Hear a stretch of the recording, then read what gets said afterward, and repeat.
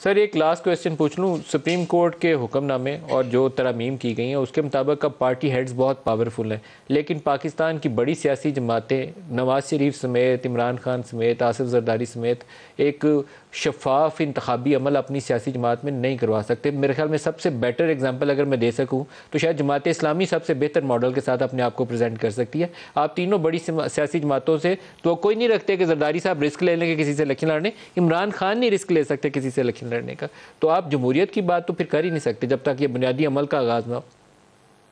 देखिए, ये बुनियादी जिस तरफ आपने तवज्जो दिलाई वो बिल्कुल बुनियादी बात है। यही बात मैं हमेशा कहता रहा हूँ।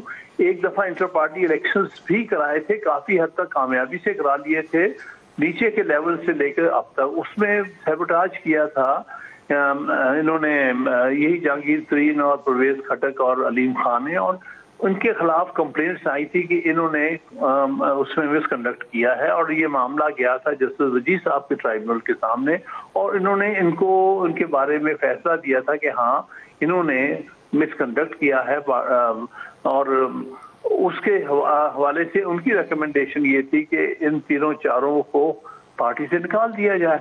अब बदकिस्मती ये हुआ कि इमरान खान साहब ने बजाय कि उनके फैसले पर अमल दरामद करते, उनको जिनके खिलाफ फैसला था उनको तो बहुत अहमियत दे दी, और जिन्होंने फैसला दिया था उनको पार्टी से अलग होने पर मजबूर कर दिया। तो ये बदकिस्मती हुई है, और उससे पार्टी अपने रास्ते से हट गई। और तो मैं उम्मीद करता हूँ, बहरहाल ये इसके ऊपर दो राय हो सकती हैं कि शायद आइंदा भी ऐसे हो, लेकिन मैं समझता हूँ कि एक और चांस देना चाहिए कि वो फिर सही रास्ते पर आ जाए और पार्टी को एक इंस्टीट्यूशन बनाने की तरफ मामला को लेके जाए, और ना सिर्फ इंस्टीट्यूशन पार्टी बने बल्कि उसके फैसले भी इंस्टीट्यूशनलाइज होने चाहिए, उस तरीके से होने चाहिए। अच्छा, आपको कहना चाहिए कि बेस्ट ऑफ लक, और ज़रूर कोशिश करिए, क्योंकि वो चीज़ है जो पाकिस्तान की सियासी बुनियादें मजबूत करने का बायस बन सकती है अगर आप कामयाब हो। तो हामिद खान साहब, मेरी तरफ से आपके लिए नेक ख्वाहिशात हैं। आप आगे आइए और अपनी इस आइडियोलॉजी के लेके